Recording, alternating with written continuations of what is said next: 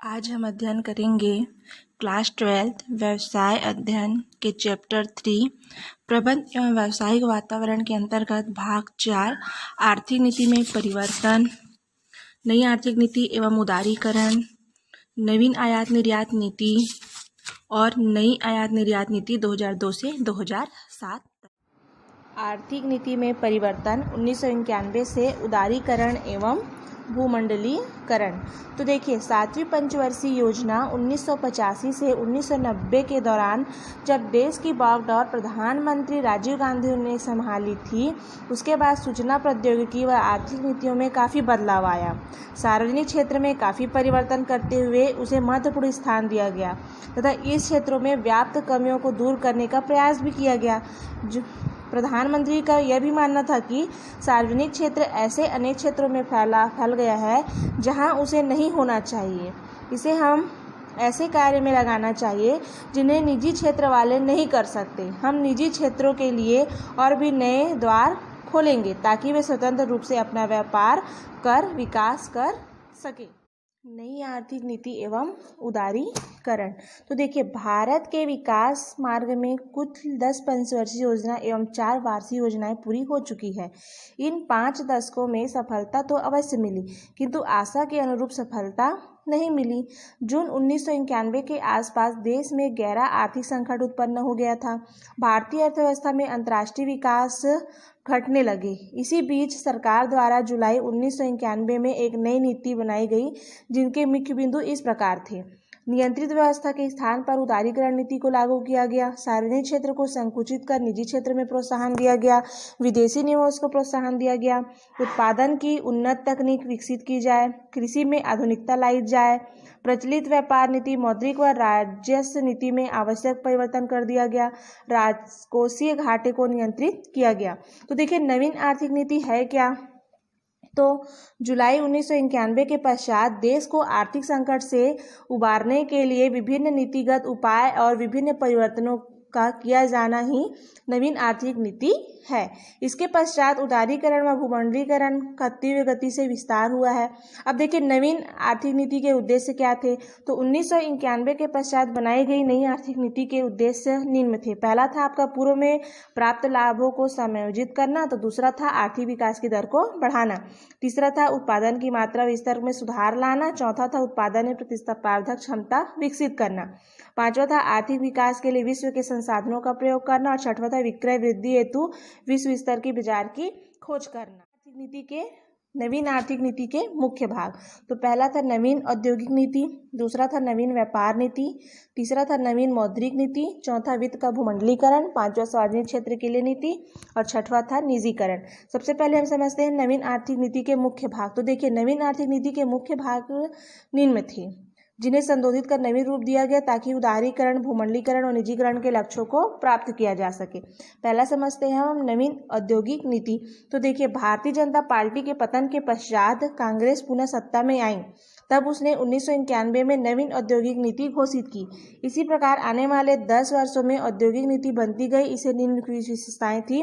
पहला था पूंजी बाजार का विस्तार करना, दूसरा था सार्वजनिक क्षेत्र के विनियोग के लिए सुरक्षित क्षेत्र 17 को कम कर 8 कर दिया गया, जिन्हें बाद में केवल 4 कर दिया गया था।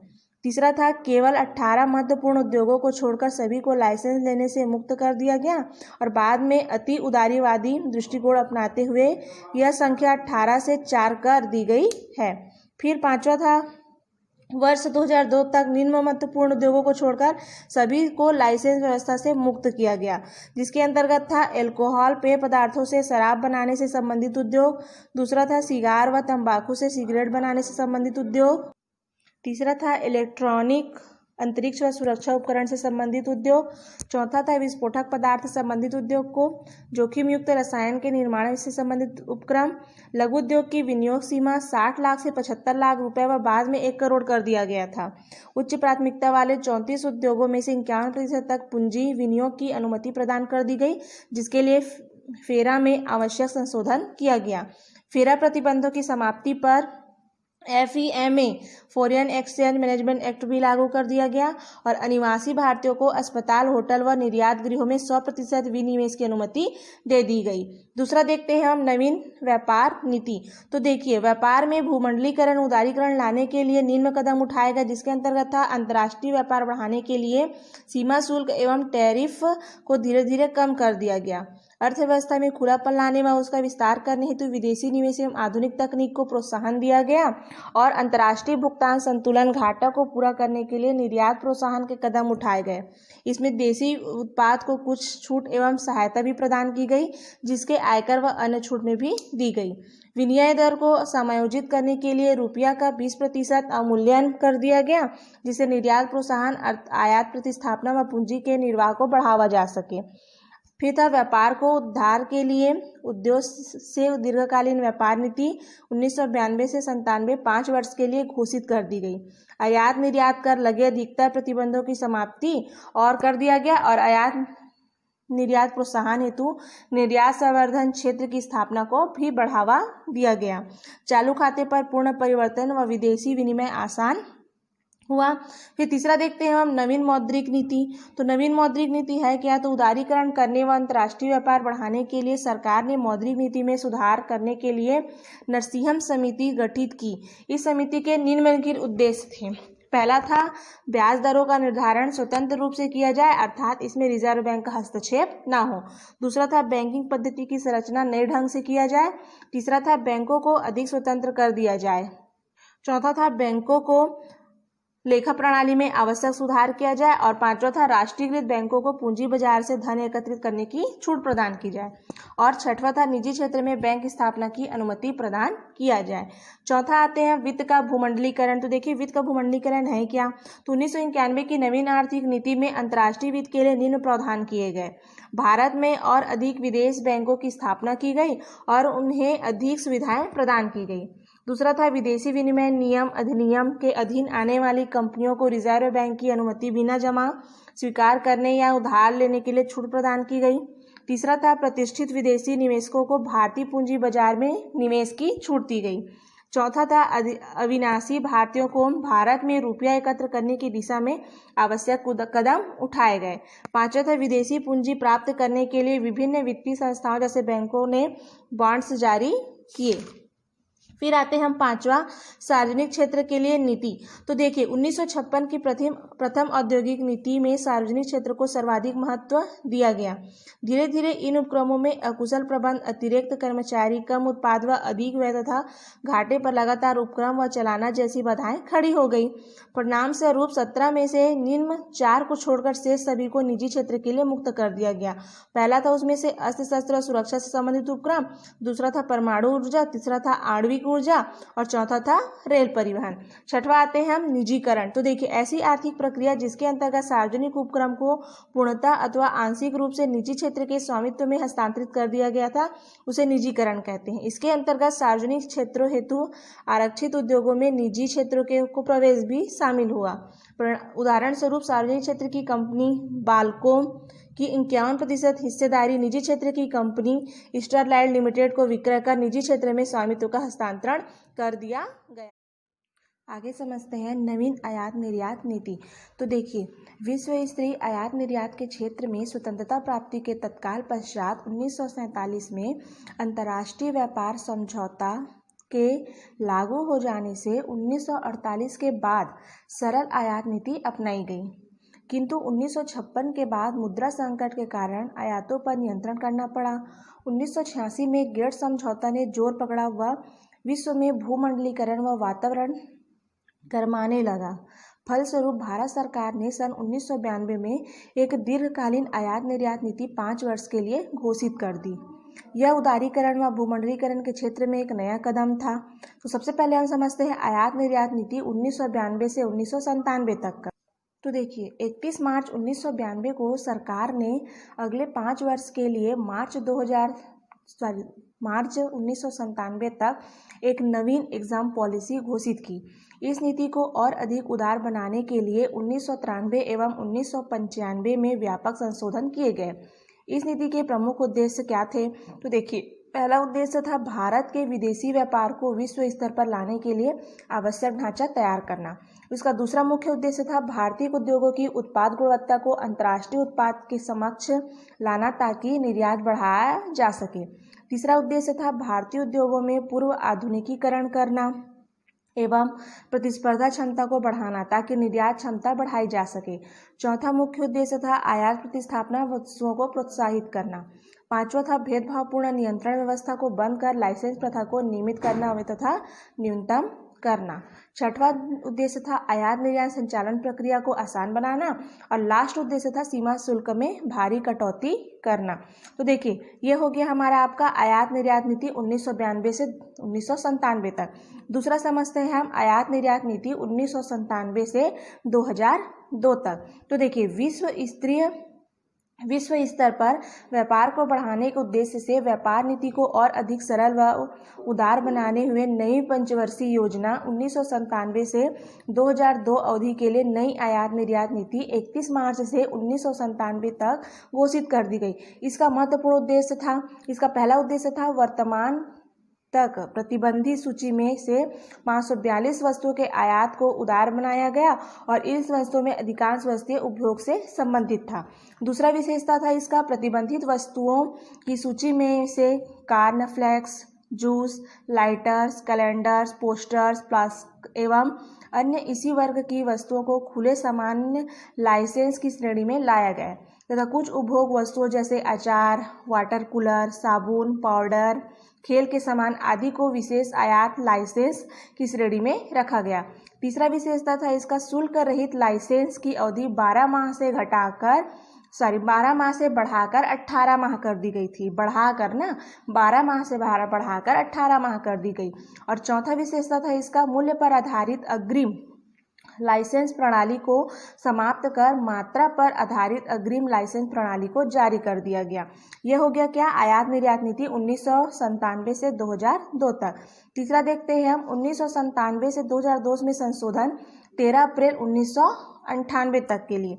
तो देखिए पूर्व में घोषित नीति और नए उदार बनाते हुए भारतीय जनता पार्टी के वाणिज्य मंत्री श्री रामकृष्ण हेगड़े ने 13 अप्रैल 1998 को एक संशोधित नीति पेश कर दी। इसका विशेषता भी निम्न था। तो देखिए पहला इनकी विशेषता थी प्रतिबंधित वस्तुओं की सूची में से 340 वस्तुओं को खुले सामान्य लाइसेंस की श्रेणी में लाया गया। दूसरा उद्देश्य था निर्यात बढ़ाने के लिए अन्य प्रतिबंधों को सरल व उदार बनाया गया। तीसरा विशेषता था इसमें निर्यात में वृद्धि के लिए 500 मुख्य कंपनियों से सरकार सीधी बात करेगी। चौथा उद्देश्य था उपभोग योग्य तिलहनों के सभी निर्यात के लिए मात्रात्मक अग्रिम लाइसेंस अनिवार्यता समाप्त कर दिया गया।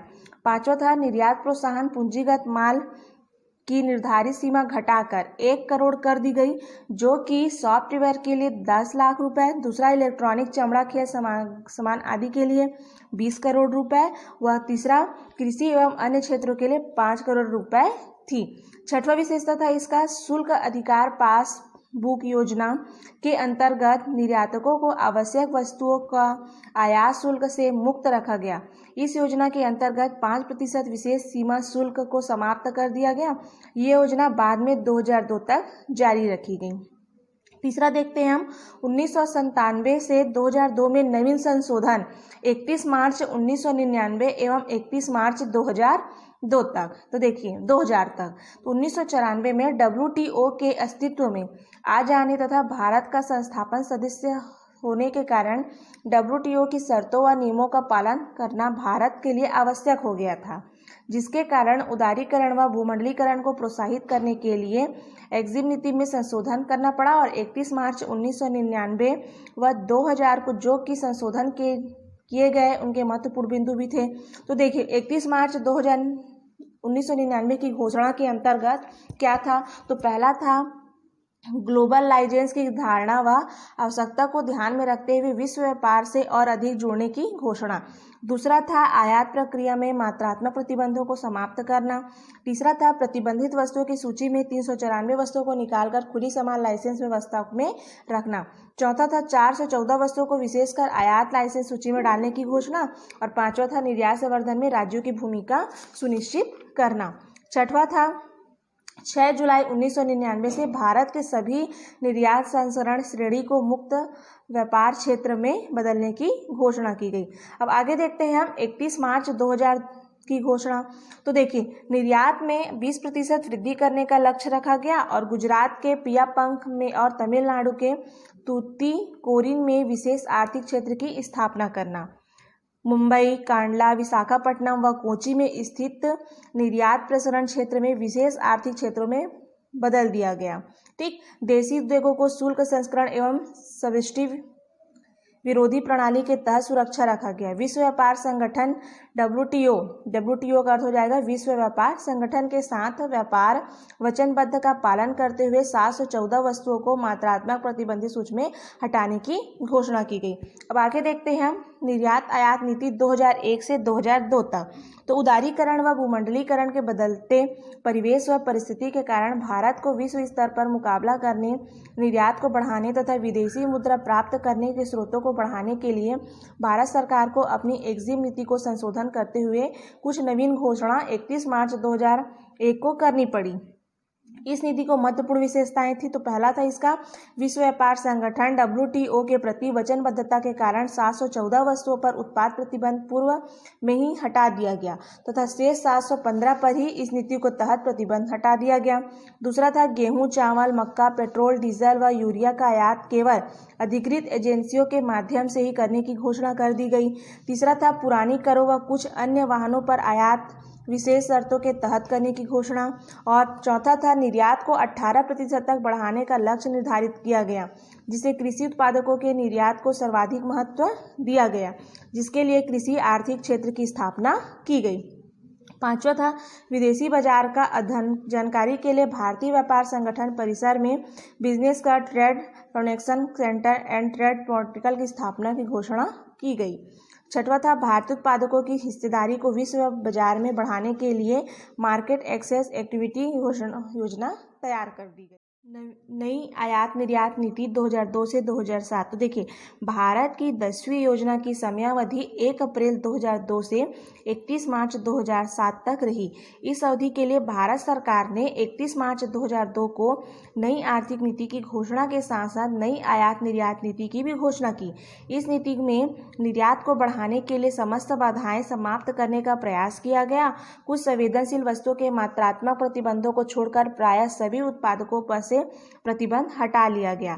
इस 5 वर्ष के निर्यात नीति में $80 अरब प्रति वर्ष निर्यात लक्ष्य रखा गया और इस एक्सिम नीति को भारत सरकार के उद्योग एवं वाणिज्य मंत्री मुरासोली मारन ने घोषित की थी, जिनकी विशेषताएं महत्वपूर्ण थी। पहला था निर्यात वृद्धि, दूसरा था मात्रात्मक प्रतिबंधों की समाप्ति, तीसरा निर्यात प्रोत्साहन योजनाएं, चौथा आयकर में छूट, पांचवा विशेष आर्थिक क्षेत्र, छठवां था समुद्र पर बैंकिंग, सातवां था परिवहन सब्सिडी और आठवां था रूस को निर्यात, नौवां था औद्योगिक समूहों की भूमिका और 10वां था बाजार का विस्तारीकरण। तो पहला समझते हैं हम निर्यात वृद्धि। तो देखिए, इस नीति में वार्षिक निर्यात को बढ़ाते हुए प्रति वर्ष $80 अरब लक्ष्य रखा गया ताकि निर्यात लक्ष्य 11.9% प्राप्त किया जा सके। दूसरा आते हैं मात्रात्मक प्रतिबंधों की समाप्ति। तो कुछ वस्तु जैसे जूट, ब्याज एवं संवेदनशील पदार्थों को छोड़कर सभी वस्तुओं पर मात्रात्मक प्रतिबंध समाप्त कर दिए जाने की घोषणा की गई। तीसरा है निर्यात प्रोत्साहन योजनाएं। तो इस नीति में पूर्व एवं घोषित शुल्क, पात्रता, पासबुक, अग्रिम लाइसेंस, पूंजीगत सामानों पर निर्यात प्रोत्साहन आदि को चालू रखते हुए और अधिक सुविधाजनक बनाया गया। चौथा था आयकर में छूट।